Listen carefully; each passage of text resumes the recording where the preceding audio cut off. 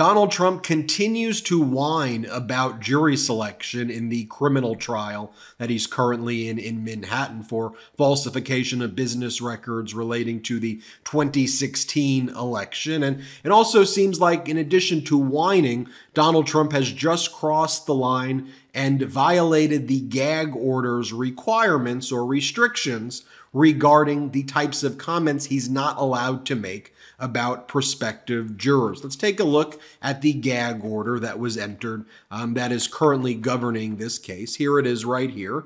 Order that the court's order of March 26, 2024 is amended as indicated below. Defendant Donald Trump is directed to refrain from C, making or directing others to make public statements about any prospective juror or any juror in this criminal proceeding. Well, here's what Donald Trump just posted. He said, quote, "They are catching undercover liberal activists lying to the judge in order to get on the Trump jury." And he has that in quotes and attributes the quote to Jesse Waters. One of the things that Donald Trump tries to do to kind of feign plausible deniability is he likes to use other people's quotes to say, I didn't say it, I was just quoting what a Fox host, Jesse Waters, was saying. But here, Donald Trump saying that they are catching undercover liberal activists, which by the way is false, lying to the judge.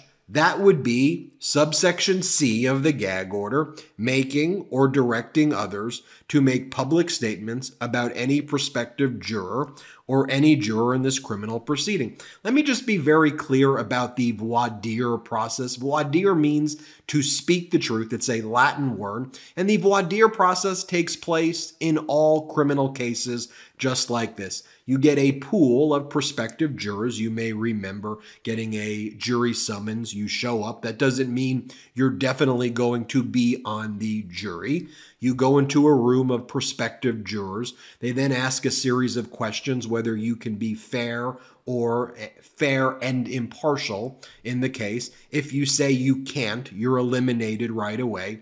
There is an unlimited number of strikes to remove people for cause who can't be fair and impartial. However, if you as a criminal defendant or as the prosecutor want to remove individuals who were not eliminated for cause, that's what's referred to as a peremptory strike or a peremptory challenge, and those are limited.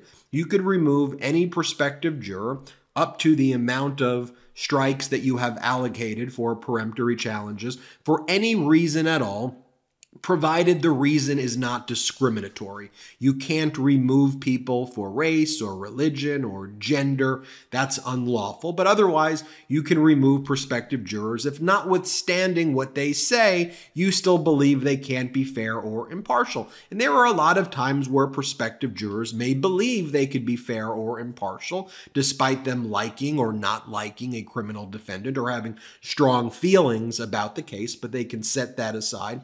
That's why during the voir dire process, you ask questions. It's not about catching people trying to hide things. It's quite literally what the voir dire process is all about. But Donald Trump is now treating that like they are catching these undercover people, and that's directed at the prospective jury pool. And by the way, this follows Justice Merchan previously admonishing Donald Trump about his behavior, where during the jury selection on day 2, when Donald Trump's lawyer was questioning a prospective juror about her Facebook post, Donald Trump started grunting and making noises.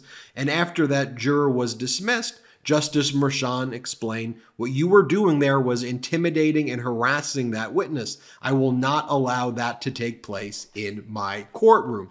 In addition to that, there is a hearing taking place on April 24th to hold Donald Trump in contempt for prior statements where he's potentially violated the gag order, in my opinion, violated the gag order. This hearing will be taking place on the 24th, April 24th, at 2:15 p.m. And you may may be saying, should Justice Merchan hold a hearing sooner, given that Donald Trump is now threatening and harassing and intimidating these prospective jurors with statements like I just read? And the answer is potentially. I think Justice Merchan wants to get through jury selection right now and does not want to allow Donald Trump to try to bait him into causing further delay.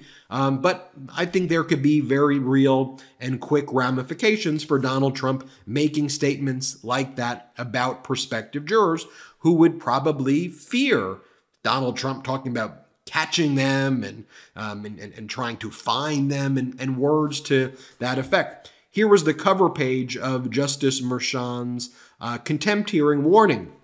Your failure to appear in court may result in your immediate arrest and imprisonment for contempt of court. Mother's Day is coming soon, and if you're looking for a gift for mom that's also a gift to Mother Earth, Lomi is the perfect option. Food waste isn't actually waste. It's a valuable resource for our planet. Lomi helps to transform food scraps into nutrient-rich place food for your garden, houseplants, or yard. Instead of dealing with stinky, gross, buggy compost bins, you could simply transform your waste at the push of a button. Lomi transforms your home into a climate solution, lowering your carbon footprint and helping keep the planet a little greener and your home a little cleaner. All my food scraps, plant clippings, and even those leftovers I forgot in the back of the fridge can go back into my garden, helping me grow more nutritious food at home. Lomi promises to bring the best possible experience every time you run a cycle. They are one of the only kitchen appliances that has a full, no questions asked, lifetime warranty on all devices, and they don't stop there. Lomi looks after you from day one and beyond. When you purchase a continued subscription, you'll automatically get upgraded to a new Lomi device every 3 years. I learned that food waste makes up a huge portion of our personal carbon footprint. By reducing the amount of food I send to landfill, I'm helping to do my part for the planet. Don't miss out on your chance to get the best gift for yourself and Mother Earth. Order your Lomi today. Head to lomi.com/Meidas and use the promo code Meidas to get $50 off your Lomi. That's $50 off when you head to lomi.com/MEIDAS and use that promo code Meidas at checkout. Thank you, Lomi, for sponsoring this episode. Now, in addition to Donald Trump saying what I just read to you, let me show you what he said as well, where he whined. This is what he wrote earlier in the day as well. I thought strikes were supposed to be unlimited when we were picking our jury. I was then told we only had 10. Not nearly enough when we were purposely given the second worst venue in the country.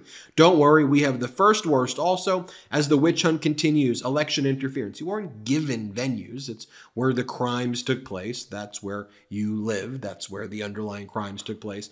Also, when you say that you thought that you had unlimited strikes, you do have unlimited strikes for cause where jurors can't be fair and impartial, but you have 10 peremptory challenges where a juror says they could be fair and impartial. You still have 10 opportunities to get rid of those jurors. It's written into New York law, just like every other criminal defendant in a felony case like this one. Here's what it says.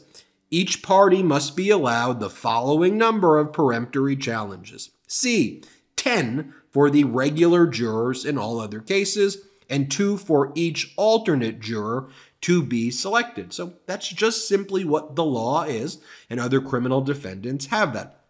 A few points that I want to make.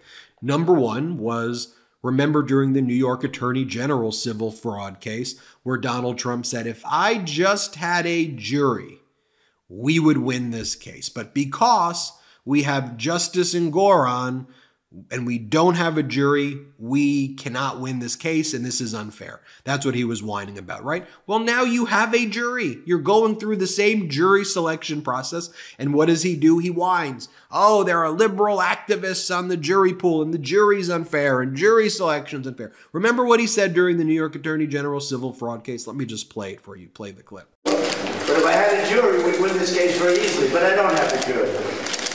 And you see what's happening. This is a railroading, and it's the beginning of communism in our country. This is the beginning of communism. So we're going back in. playing the game and doing everything right. But just to remember, I borrow money, the statements were perfect. Not only perfect, the statements are much more conservative than my real net worth. My real net worth is much higher, much higher than the statement. And then remember, Alina Habba was going around and she was whining and saying, it's so unfair, we wanted a jury. And then many people said, well, it didn't seem like you requested a jury. And she goes, well, I couldn't request a jury. Right? With all of that happening, what's Alina Habba saying right now? Alina Habba's new statement is that this is rigged, that the jury selection in the trial is rigged. They're not getting a fair jury. And here's what she has to say about that. Let's play this clip. Now, this judge has eliminated many of those questions. You're not allowed to ask who they voted for. You can ask what news they watch.